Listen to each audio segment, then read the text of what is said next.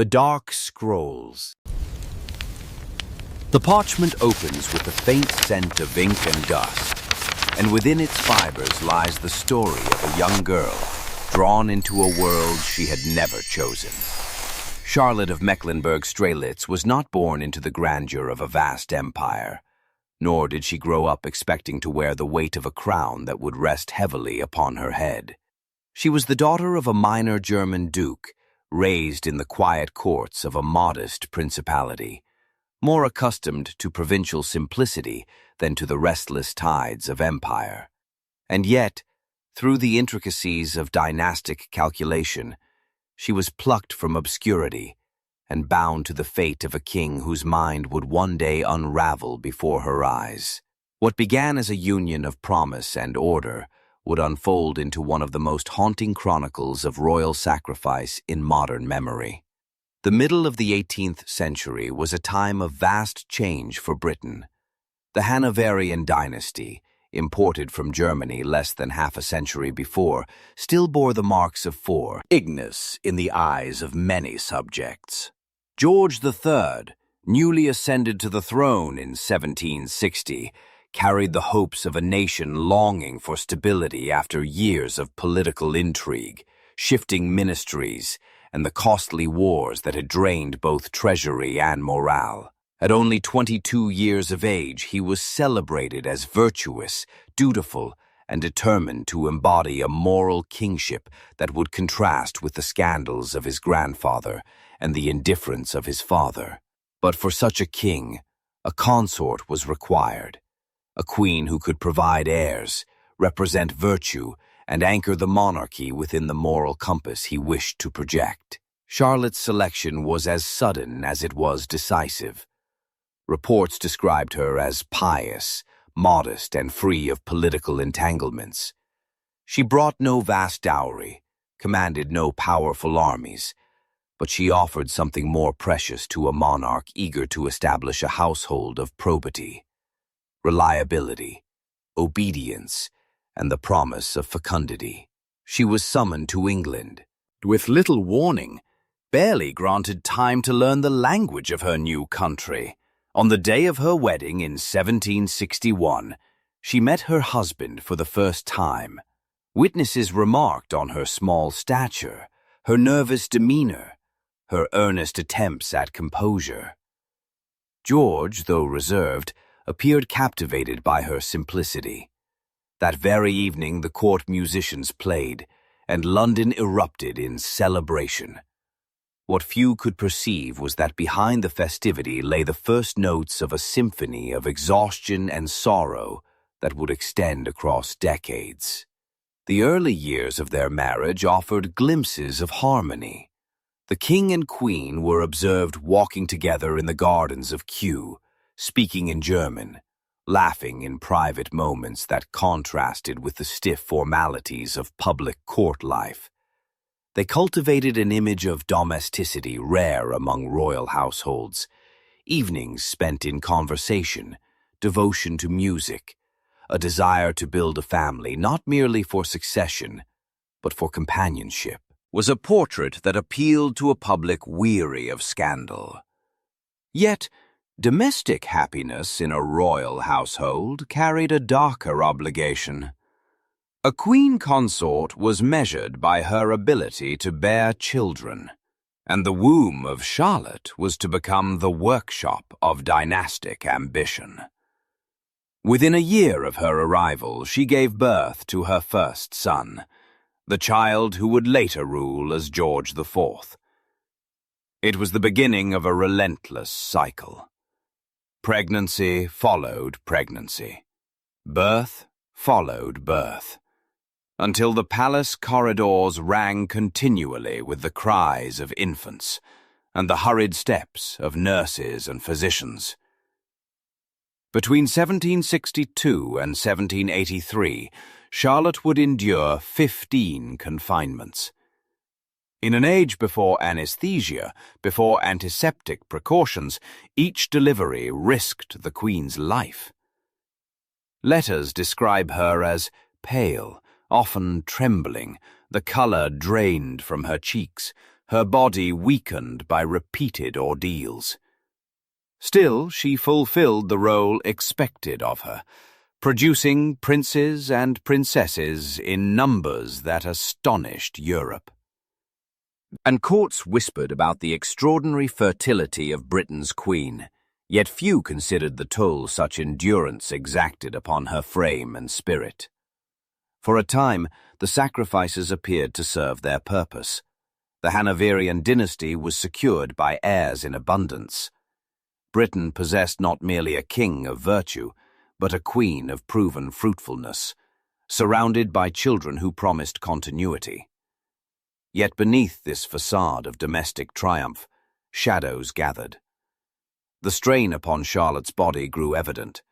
The sparkle of her youth dimmed into fatigue. Her correspondence became more formal, less personal.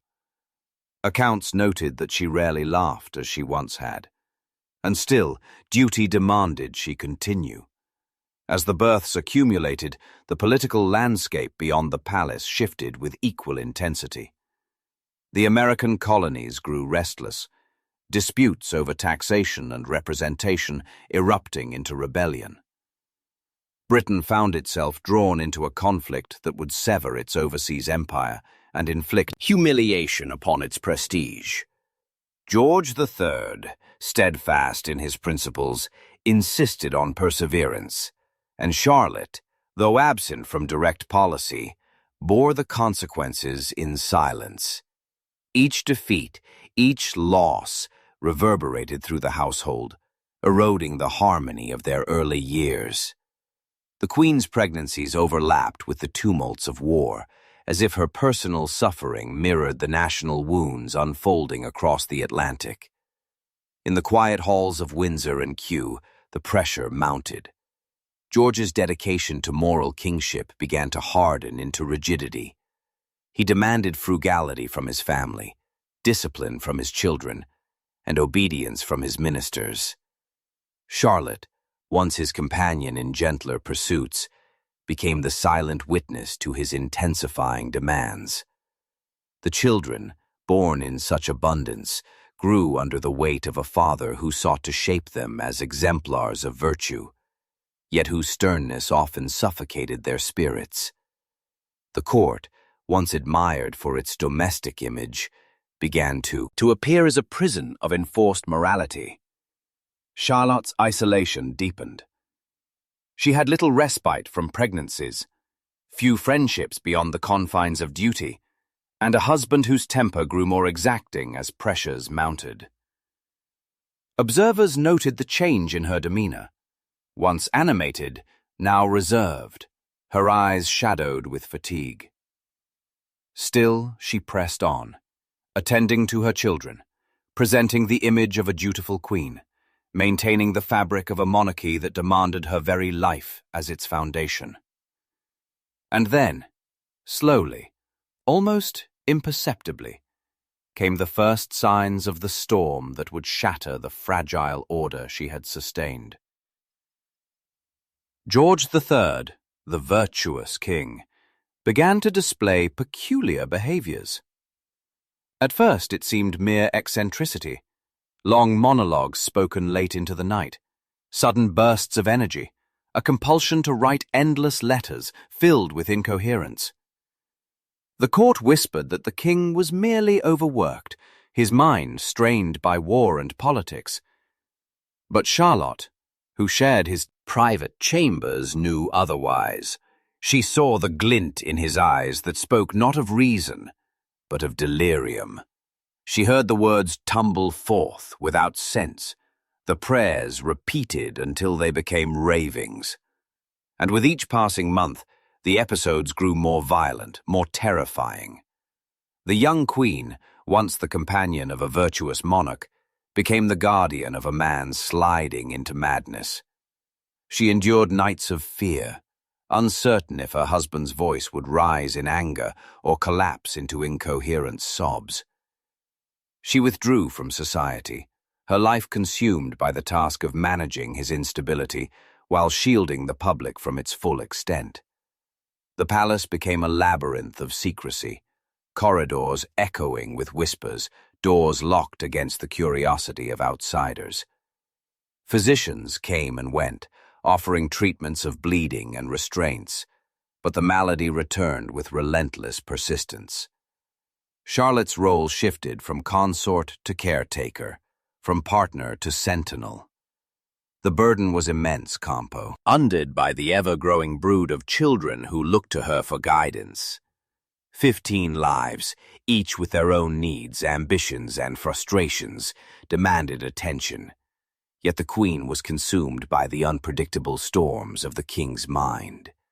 The strain etched itself upon her face, deepened the lines around her eyes, stiffened her posture into one of constant vigilance.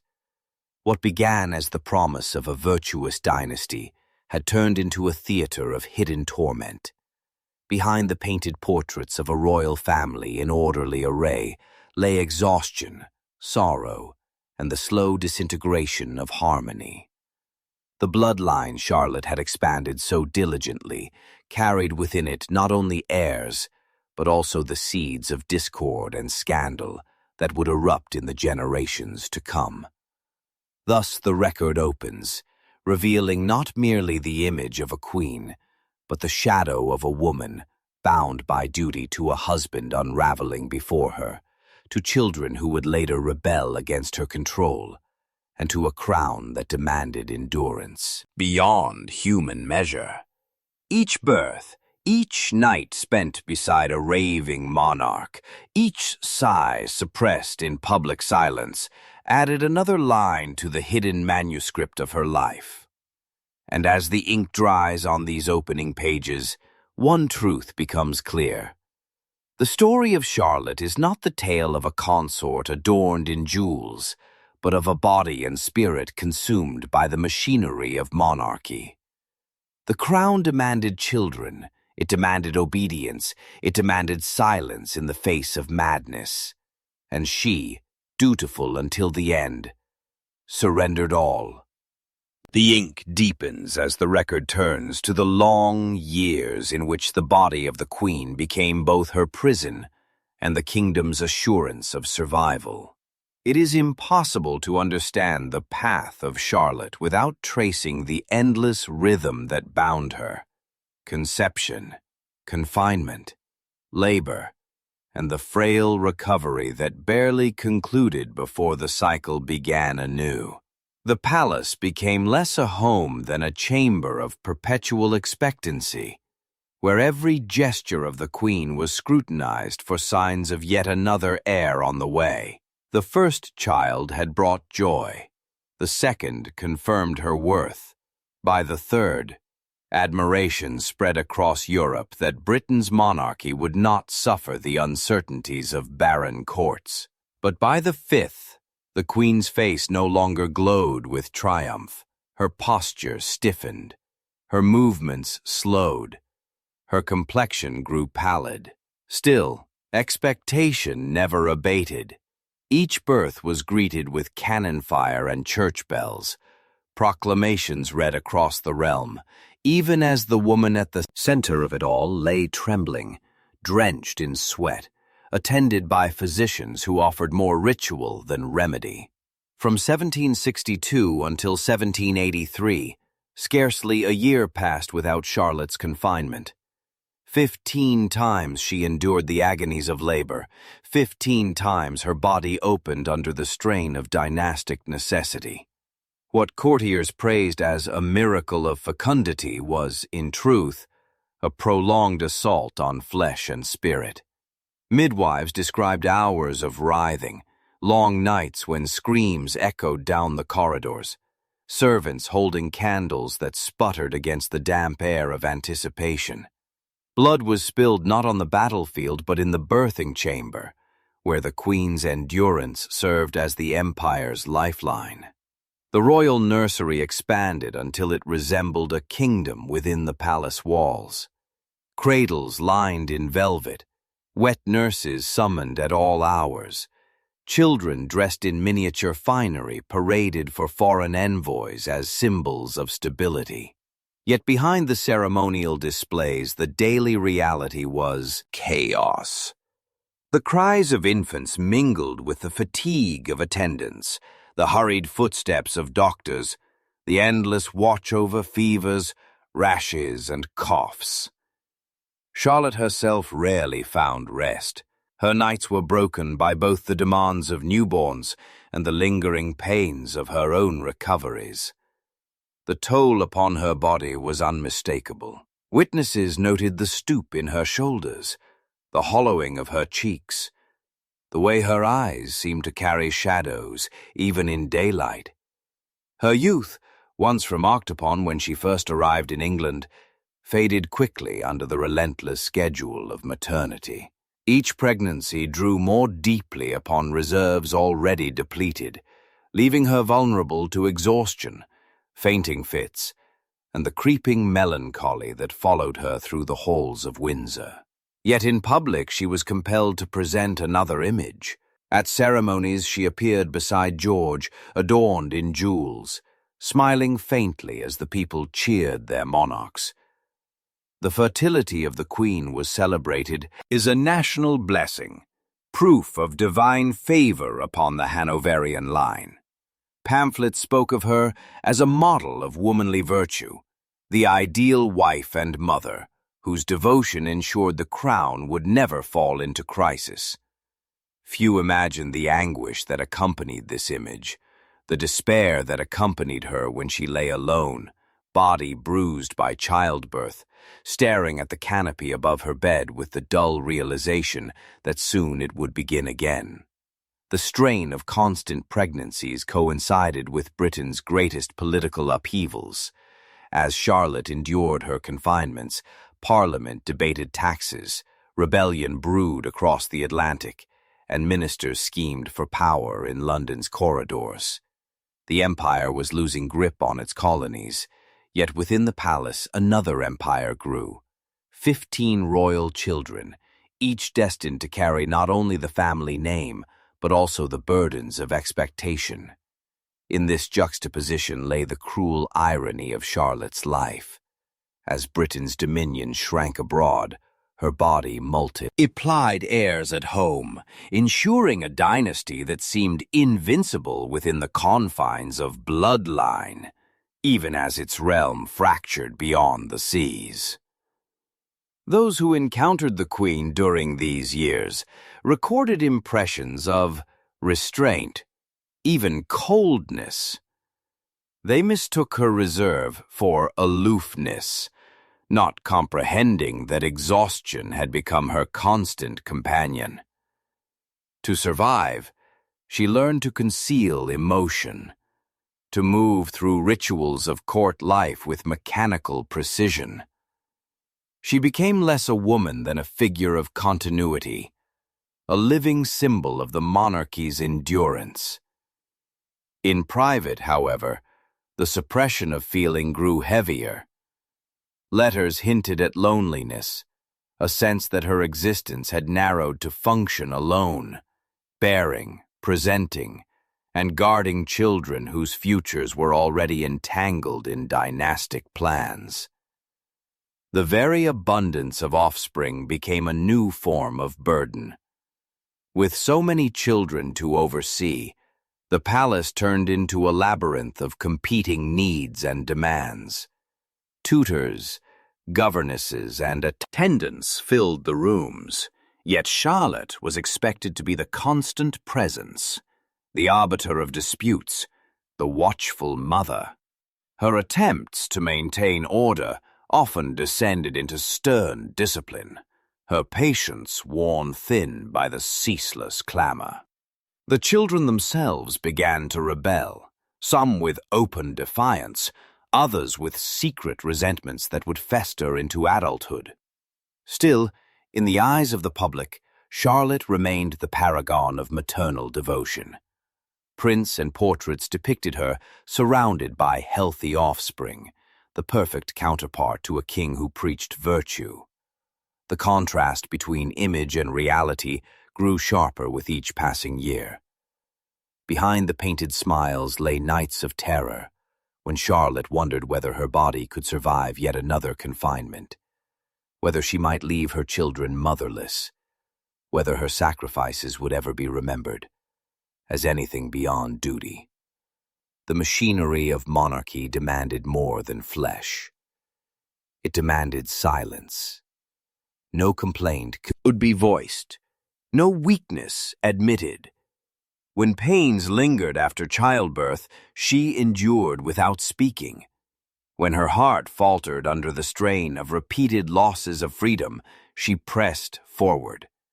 To admit despair would be to betray the ideal of queenly fortitude.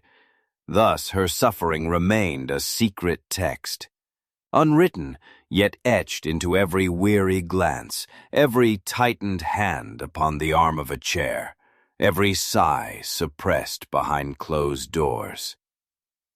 The court, for all its splendor, became a gilded cage. Ceremonies, audiences, and performances interspersed with the cycles of pregnancy left Charlotte little space for identity beyond motherhood. Music, once her solace, fell silent as her energy waned. Friendships withered under the isolation imposed by her role. She was queen, consort, and mother, yet scarcely herself. The person Charlotte Sophia dissolved into the figure of Queen Charlotte, a vessel through which airs poured forth one after another until her body seemed less her own than the property of dynasty. As the years of childbearing stretched on, whispers arose among courtiers about the cost. Some remarked that she had grown severe, her features hardened, her smile rare. Others speculated that bitterness crept into her tone, that she no longer exhibited the gentleness once admired. Whether true or not, the perception revealed the impossibility of her position. A woman who sacrificed endlessly was faulted for not appearing cheerful, for failing to embody the idealized mother as her vitality ebbed away. Thus, she endured not only the physical ordeal, but also the judgment of a society that demanded both self-destruction and unbroken grace. In the broader sweep of history, the decade of ceaseless pregnancies cemented the Hanoverian line. The dynasty would not face the peril of extinction that haunted so many European thrones. Yet the victory was Pyrrhic. Charlotte's health never fully recovered. Her nerves frayed, her spirit dimmed, her sense of self eroded under the constant weight. The very abundance of heirs that secured the monarchy planted seeds of discord. For 15 children were not easily molded into instruments of unity. Rivalries and scandals would erupt in later years, each traceable to this period when the queen's womb overflowed with successors. The record closes this portion with an image both triumphant and tragic. Bells ringing to celebrate another royal birth, crowds cheering outside the palace, proclamations announcing the strength of the kingdom.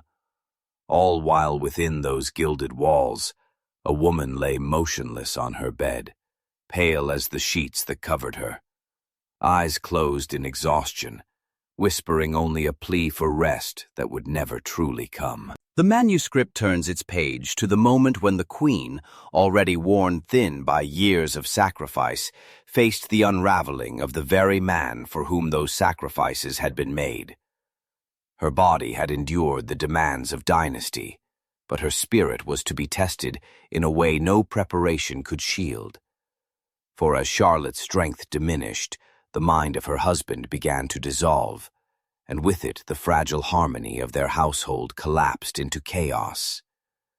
The earliest signs were almost imperceptible. George had always been earnest, meticulous, deeply concerned with moral order. He rose early, spoke with ministers at length, insisted upon punctuality in all things. Yet whispers began to circulate of strange behaviors. He would speak for hours without pause, words tumbling forth in streams that made little sense, eyes blazing with unnatural energy. He would write letters late into the night, pages upon pages filled with repetitions, half-formed prayers, incoherent fragments. At first, courtiers assumed it was merely the strain of politics, the weight of governing a restless empire. But Charlotte, who sat beside him in those midnight hours, heard the dissonance beneath the words. She recognized that reason was slipping away, replaced by something wild and uncontrollable. The episodes grew more violent. At times he would burst into laughter at nothing. At others he would weep uncontrollably, his body trembling with spasms of emotion that no soothing could calm. His temper, once stern but measured, now erupted without warning.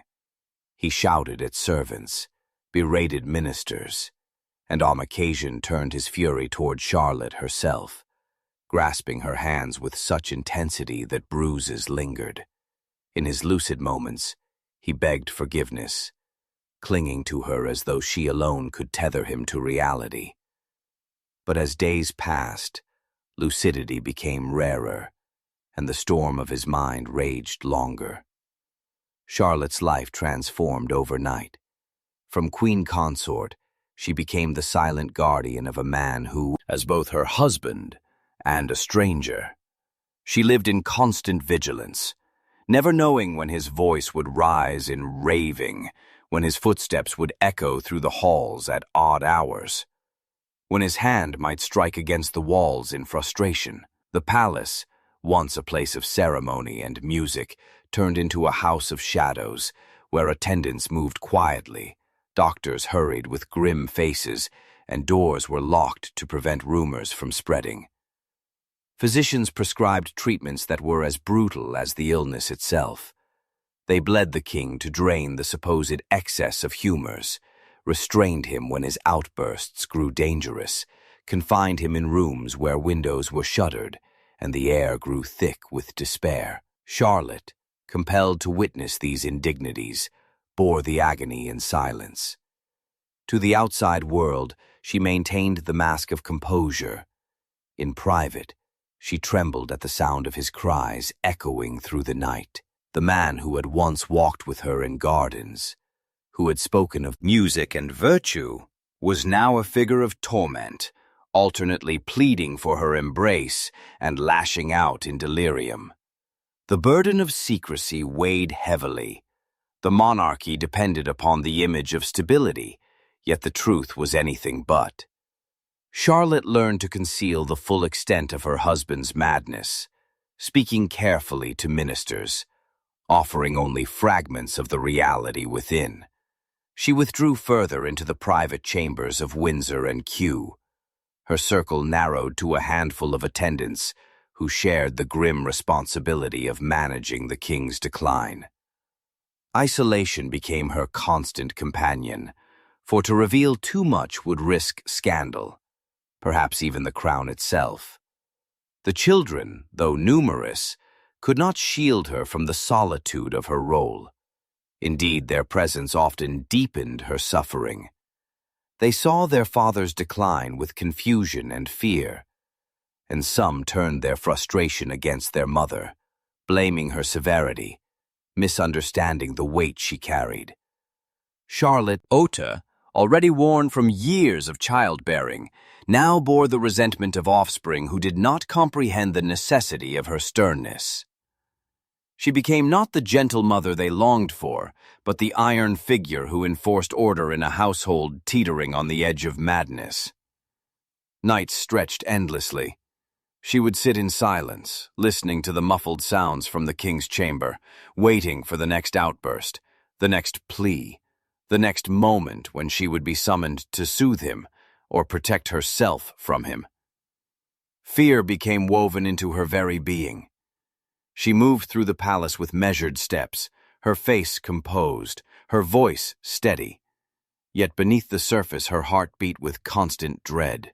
The woman who had once been seen as reserved now seemed encased in stone, every gesture calculated, every word deliberate, as if any crack in her composure might let the chaos within spill outward.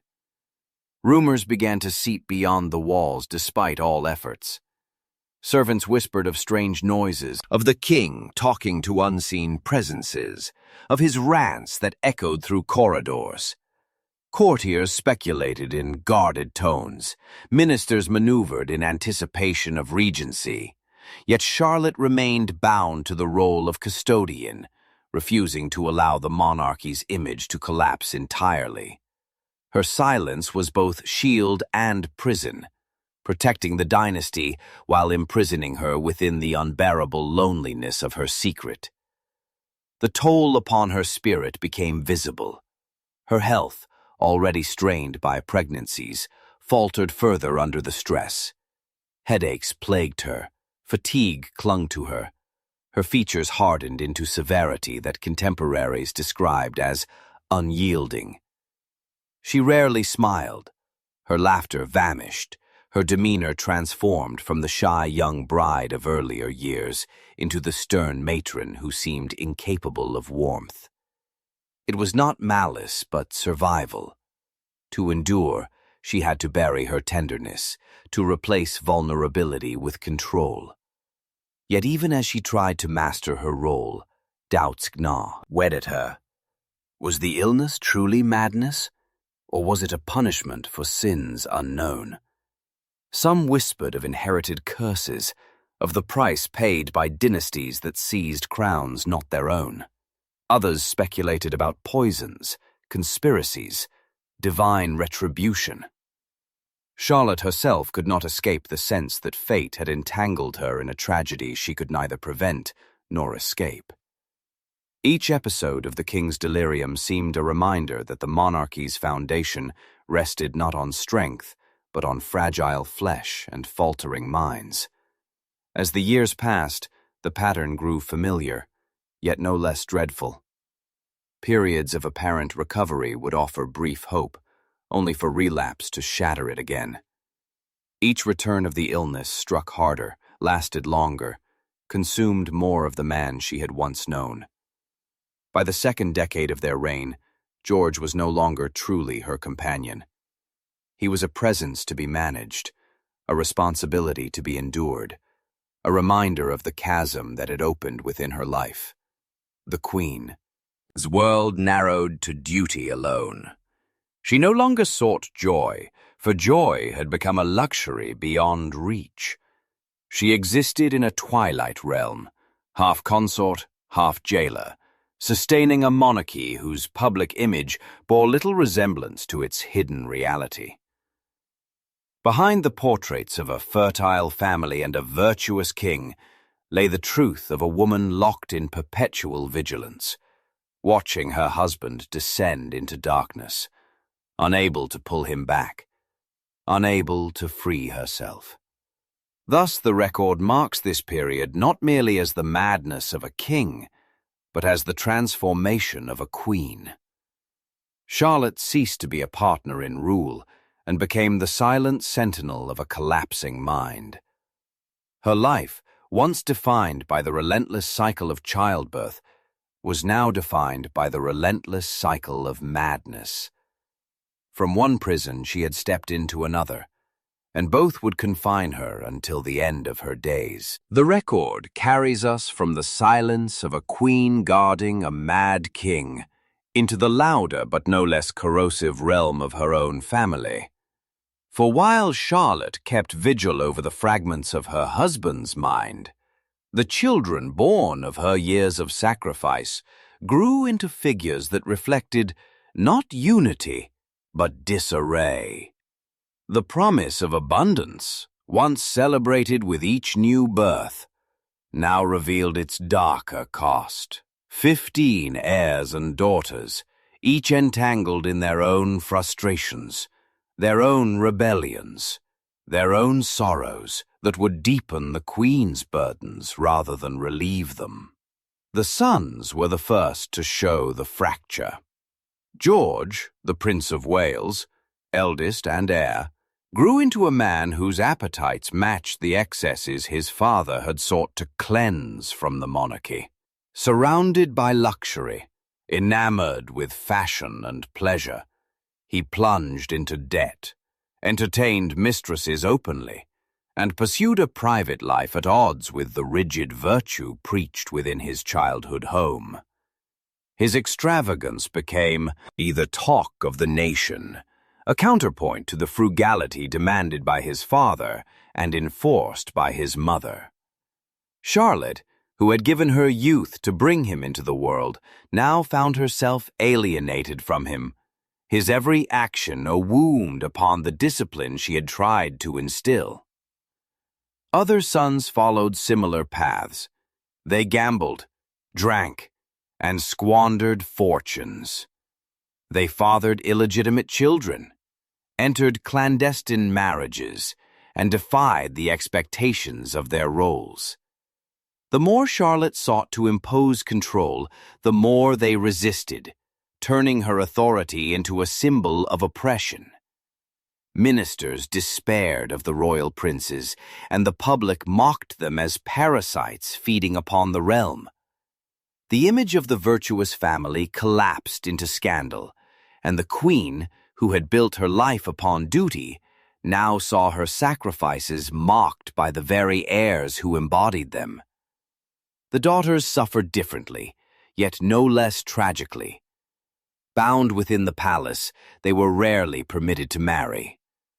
Lotta, scarred by the disobedience of her sons, grew increasingly fearful of losing authority over her daughters. She tightened her control, denying them the opportunities for companionship and independence that might have softened their lives.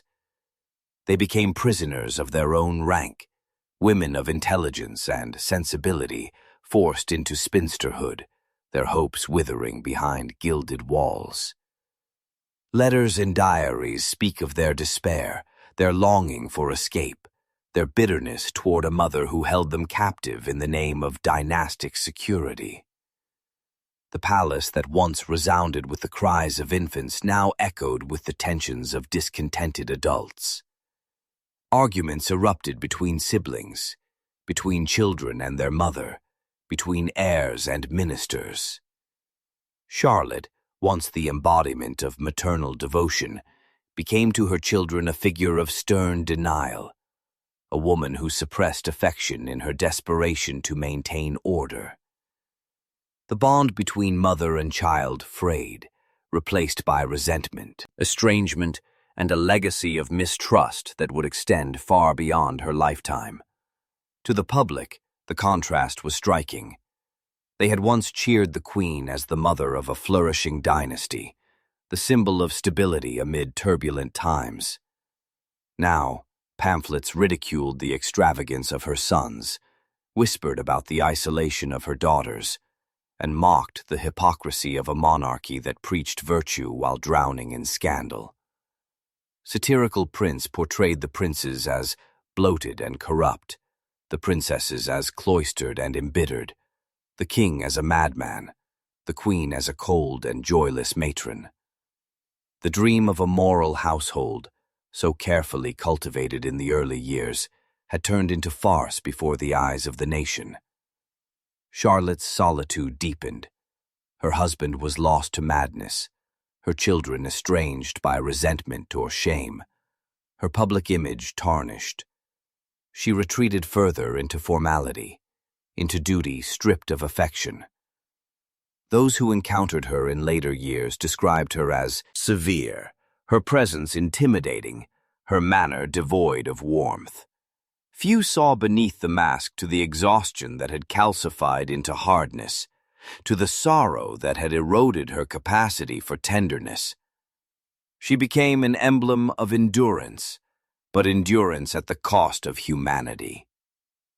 Yet even in her sternness, glimpses of vulnerability appeared. There were moments when her daughters recorded seeing her weep in private, moments when her voice faltered as she spoke of the burdens she carried.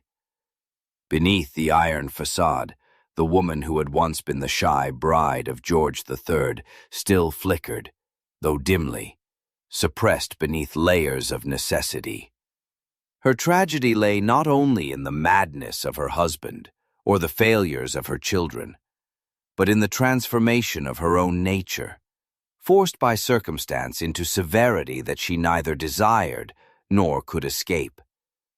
The abundance of children, once hailed as a blessing, revealed itself as a curse. Their very number created chaos, their divergent paths impossible to control, their scandals magnified by their multitude. Charlotte, who had given so much to create this dynasty, found herself presiding over its disintegration. The nursery that had once been the heart of her existence became the source of her deepest grief. The chronicles close this portion with the image of a queen surrounded not by adoring offspring, but by estranged sons, embittered daughters, and the hollow echoes of a household that had devoured itself. The promise of abundance had curdled into bitterness, and Charlotte, once the fertile mother of a nation, stood as a solitary figure in the midst of a dynasty, unraveling before her eyes. The parchment nears its close, and the years that unfold now are steeped in silence and shadow. By 1810, the collapse of the household was complete. George III suffered a final, devastating relapse of his illness, one from which he would never recover. His mind shattered beyond repair, his days passed in confusion, blindness, and delirium. He no longer recognized his children, no longer distinguished night from day, no longer remembered the woman who had stood by him for nearly half a century. A regency was declared, and their eldest son, the Prince of Wales, assumed power as Prince Regent. For Charlotte, it marked the end of her life as consort. She remained queen in name, but her role was now reduced to that of custodian of a broken husband and matriarch of a family that had slipped beyond her grasp. The loss of George as partner left a void that could not be filled. Though their marriage had long since transformed from affection into endurance, his presence had been the axis around which her life revolved. Now, with his mind lost to madness, she found herself both liberated and imprisoned. Liberated in that she no longer bore the unpredictable outbursts that had terrorized her nights. Imprisoned in that she was bound to the image of a queen whose husband lived but was no longer truly alive. She could not remarry, could not reinvent herself, could not escape. Her existence narrowed to formal duties and the empty rituals of a court presided over by a son who treated her with suspicion and coldness. Relations with the Prince Regent grew strained. He resented her influence, distrusted her counsel, and in turn she disapproved of his extravagance, his mistresses, and his contempt for restraint. Mother and son, once joined by the bond of blood, became rivals within the palace, their interactions laced with hostility.